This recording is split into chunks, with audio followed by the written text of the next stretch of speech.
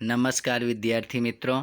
आज हम पीएच पत्र, लवणों का पीएच और नमक के रसायन के विषय में पढ़ेंगे।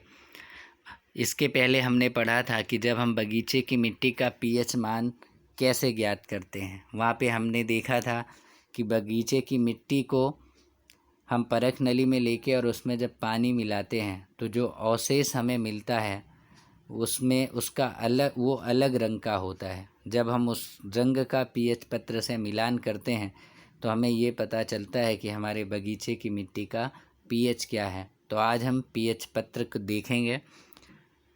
पीएच पत्र यहाँ पे अगर हम देखें तो सबसे पहले देखिए, जठर रस का पीएच मान 1.2 होता है जो सबसे ज़्यादा अम्लीय है।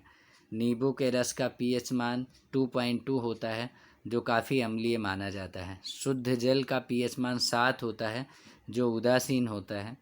हमारा जो खून होता है, रक्त होता है, उसका पीएच मान 7.4 है।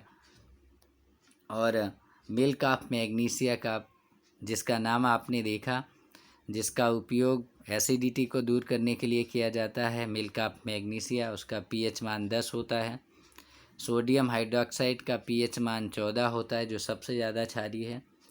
इस तरह से परख नली में आए हुए अवशेष का मिलान पीएच पत्र के रंग से अगर हम करें तो हमें ये पता चल जाता है कि उस परख नली में जो कलर है उसका पीएच पत्र से मिलान करने पर हम ये जान जाएंगे कि पीएच कितना है उस मिट्टी का, और हम आसानी से प्रयोग का रिजल्ट प्राप्त कर सकते हैं। आगे हम लवणों के पीएच के बारे में देखेंगे। सबसे पहले आपको कुछ लवणों के नाम याद कर लेने हैं। इनमें कुछ ऐसे इस प्रकार हैं: sodium chloride, potassium nitrate, aluminium chloride, zinc sulphate, copper sulphate, sodium acetate, sodium carbonate एवं सोडियम हाइड्रोजन कार्बोनेट। एक बार फिर से देखेंगे: sodium chloride, potassium nitrate, aluminium chloride, zinc sulphate, copper sulphate, sodium acetate, sodium carbonate एवं sodium hydrogen carbonate. आगे हम देखेंगे, जब प्रबल अम्ल और प्रबल क्षार आपस में रासायनिक अपक्रियाएं करते हैं तो जो लवण बनता है वो उदासीन होता है। लेकिन जब प्रबल अम्ल और दुर्बल क्षार जो रासायनिक अपक्रियाएं करते हैं उनसे जो लवण बनता है वो अम्लीय होता है, उसका पीएच मान 7 से कम होता है। लेकिन जो प्रबल क्षार और दुर्बल अम्ल से मिलकर लवण बनता है वो उसका माध्यम क्षारीय होता है और वो उसका पीएच मान 7 से ज़्यादा होता है। एक बार फिर से देखेंगे, प्रबल और प्रबल क्षार के मिलने से जो लवण बनेगा उसका पीएच मापक्रम 7 होगा। प्रबल अम्ल और दुर्बल क्षार के मिलने से जो लवण बनेगा उसका पीएच मापक्रम 7 से कम होगा। प्रबल क्षार और दुर्बल अम्ल के मिलने से जो लवण बनेगा वो क्षारीय होगा, उसका पीएच मापक्रम 7 से ज़्यादा होगा।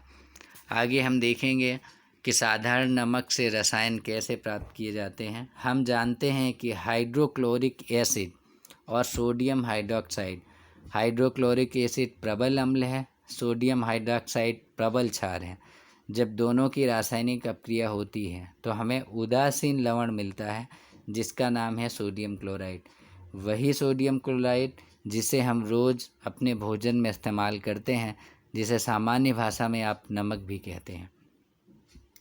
आगे हम देखेंगे, ये समुद्र में बहुत तरह के खनिज लवण घुले होते हैं, इसीलिए समुद्र के हमने देखा है कि समुद्र का जो पानी होता है वो खारे रंग का होता है। और इन बहुत सारे लवणों में से सोडियम लवण को अलग किया जाता है। विश्व के कई ऐसे स्थान हैं जहाँ पे इस तरह से सोडियम लवण का निक्षेपण होता है।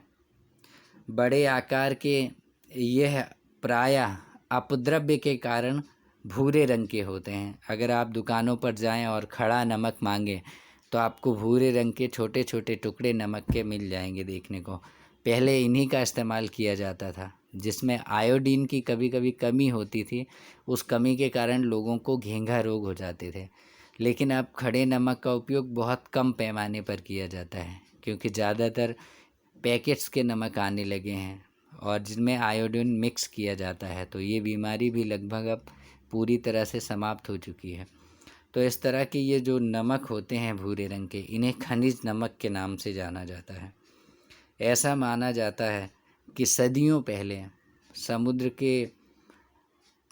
समुद्र का जो पानी है उसका कुछ हिस्सा सूख गया होगा और उसमें से इस तरह के खनिज नमक बने होंगे। खनिज नमक का खनन भी ठीक कोयले की तरह ही किया जाता है। हम जानते हैं कि कोयले की खानों में से कोयला खोदकर निकाला जाता है। ठीक उसी तरह से नमक का भी खनन किया जाता है। और नमक, गांधी जी की नमक यात्रा के बारे में तो आपने पहले पढ़ा ही होगा और सुना ही होगा। आज की लेसन में बस इतना ही। धन्यवाद।